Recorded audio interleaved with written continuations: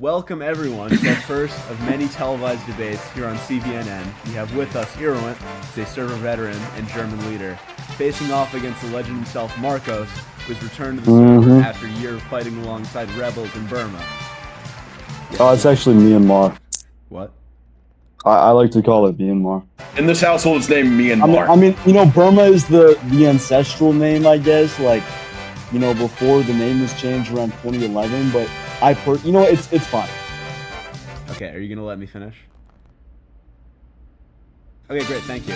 We come today to speak with two of the world's premier intellectuals on the current crisis in the United States. Irruent, do you have anything to say regarding the situation? What do you believe caused it? Well, alright, I think it's a pretty simple scenario here. For one, alright, I think we can pretty clearly see what happened. There was obviously some, you know, based off of some of the reports coming out of the Royal Times, there was pretty clearly some, how do I put this? Some already present political tension in the United States. But I think what really did it is following the appointing of ADV as the CIA director, what simply happened is Livid Scroll, who had already come to frame-mog his opponent, that being FDR. Sorry, objection. Please define frame-mog. Well, it's a difference of width, all right? When one man sits next to another, right, if he's wider, simply in the bideltoid region, all right, then he comes to famously in the tragedy of ASU back in, I think it was March, maybe somewhere around that time, with the famous streamer Caligula and an ASU frat leader. But by any means, the thing is that while Livid Scroll is not gifted with a proficiency in the bideltoid region, what he does have is a bypass to it with his immense width. All right, his immense width to be found in his torso region is actually is what caused him to bypass the typical restraints in the bideltoid region and frame-mog his opponent FDR. Following that, however, FDR, of course, used his chud rage and, you know, proceeded to create a splinter state of the United States. And then, sorry. Just disagrees with everything you're saying. You're saying Livid moved around. He didn't utilize his bidelt, instead his torso width. yes, that's exactly what happened. You see, That is, if you know the term frauding, right? So you see, Livid Scroll has found a almost like putting shoulder pads on. He has found a way to essentially bypass, like I said, the typical restraints found in the deltoid region, and he was able to pull a successful frame-mog against his opponent FDR. This is gosh. This is.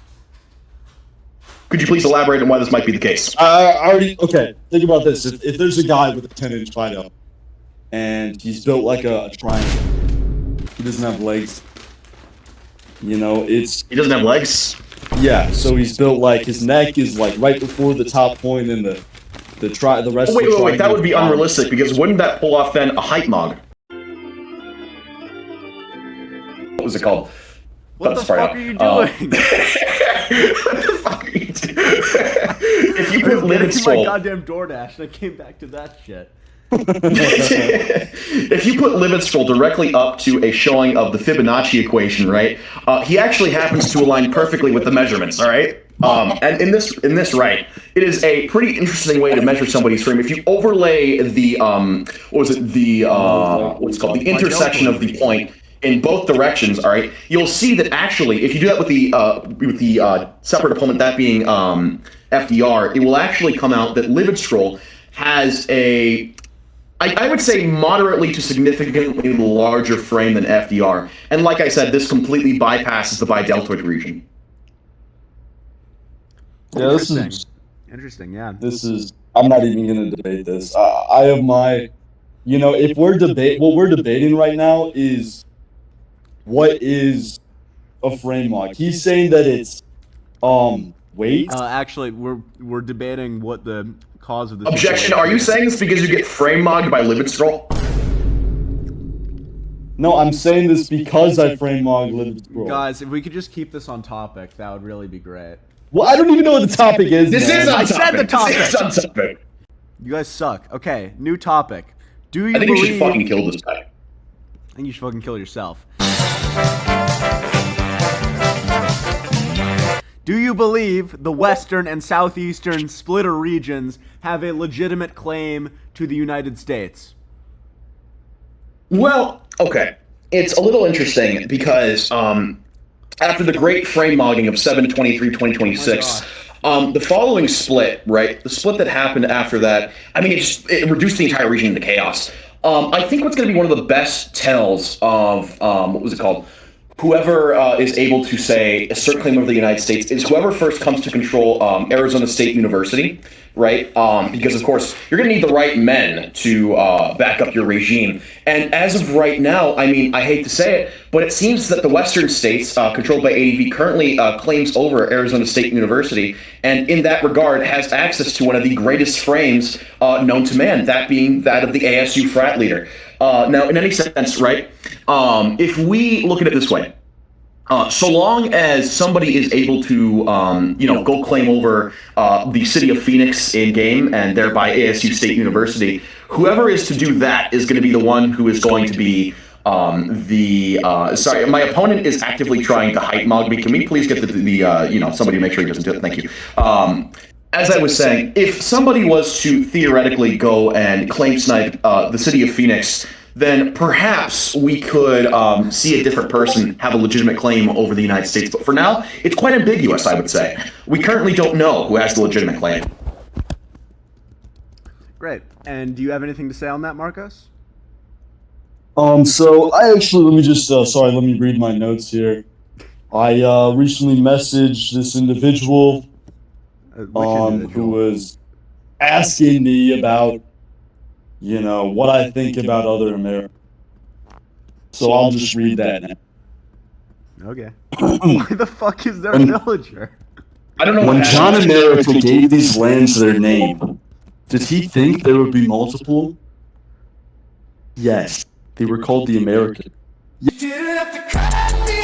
today, there are many Americas, but we live in our America. The other Americas became obsolete. It's North and South America. This polity that we're discussing is the United States.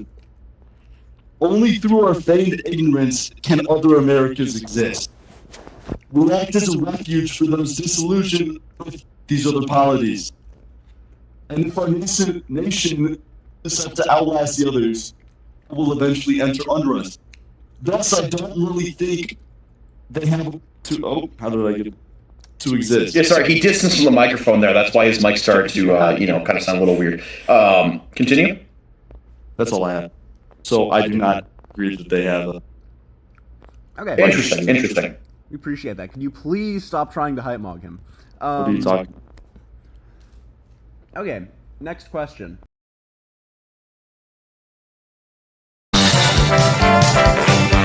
Do you believe that the ever-changing situation at the moment in the U.S. will continue to stay volatile? Do you believe that we will continue to see daily changes from whatever was happening the previous day? Because if you'll remember, just earlier today, CVNN posted a news story about a three-way pact that had been formed between the two splitter nations and the Republic of Cuba. But as we posted that, about 5 minutes after, the Republic of Cuba actually went back on that and sided with the Free States rather than the splitter nations. It's incredibly volatile. My question to both of you is, do you believe it will stay this way? No, because I think it's fucking gay. I think that the alliance they have over there is pretty gay and stupid. I want to see a 20-way, the fire rises LARP civil war in the United States, and I think that if they all pack together against one person, it's going to be gay and stupid and gay. Did I mention that it was going to be gay and stupid? I have an interjection. Also, I fucking saw that trapdoor, Irruent. I have an interjection. Yes. What happened to Ron DeSantis? I don't know. Like I literally haven't heard about him in like. That's a really good point. What did happen to Ron DeSantis? It was like he was supposed to be our young, hip, next potential Republican candidate, and bro, like crisp, like 60 years old. I mean, unfortunately, his eye area was. Oh yeah, is it gonna remain this way? Well, I think the current state of the United States. It's just it is very volatile, and I think it will remain that way unless an entity comes over and brings everything into the fold. Now watch this trick shot.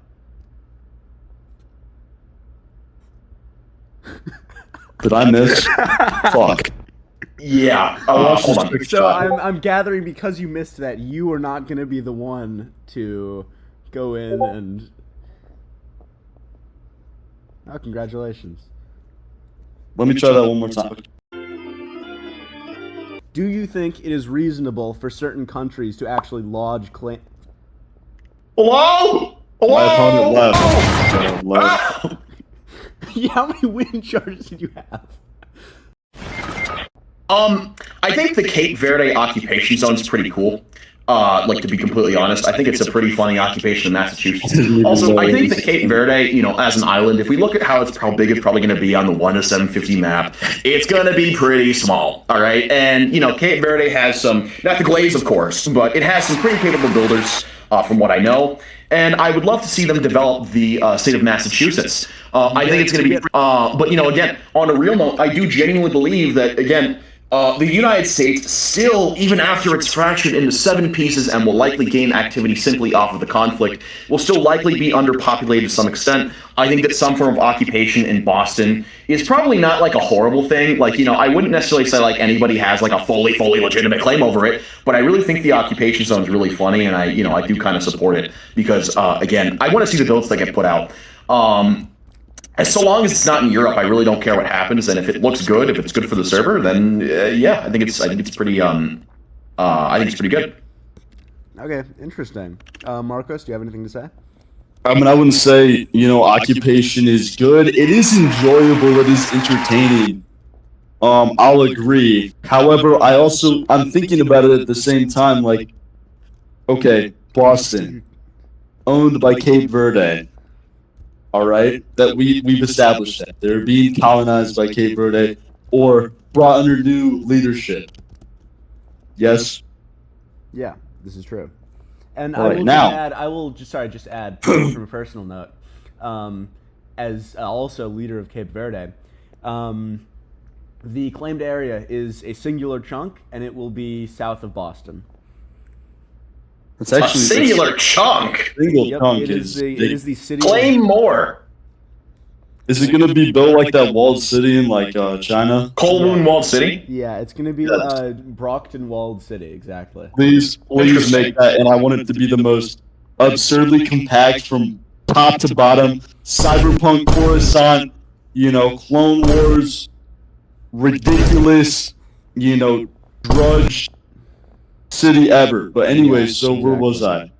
Now, in Fallout 4, the character is taken to Boston, and there's this group there called the Minutemen, and essentially the Minutemen, they, you know, control Boston. They want to help people. It's like the Minutemen from old time. But then the Brotherhood of Steel comes in. They're trying to establish their reign over it. And it's up for debate. If you're part of the Minutemen, you may think, well, you know, why do we need this other group coming in? I don't know. I didn't actually finish the game. Whole time there's the evil cabal of like robot people in the background and the mutants and stuff, the everyday people. And some of the everyday people don't necessarily care about, you know, who controls what, as long as they can have a house, stay away from the radiation, stuff like that. So it's really up to the individual. Me personally, like, each person has their own way of looking at it. I think it's fine to give up like one chunk. That's perfect. Now, yeah, you know, back in Season 9, we did have to, like, for example, fight I think it was Nico's nation that owned chunks down in the south of Florida, and we didn't necessarily war him over it. I think it's completely unreasonable if the United States tries to, say, start anything over a singular chunk. You know what I mean? At that point, I think it's just Chud Rage from the previous frame mogging. Okay, anyways, what the fuck are you doing? This is the final question, I think the big one. Both of you, as former leaders of the United States, at some point or another, what do you have to say about all of this from a personal standpoint? Where do you think this will go? Hello? Wait, can you guys hear me?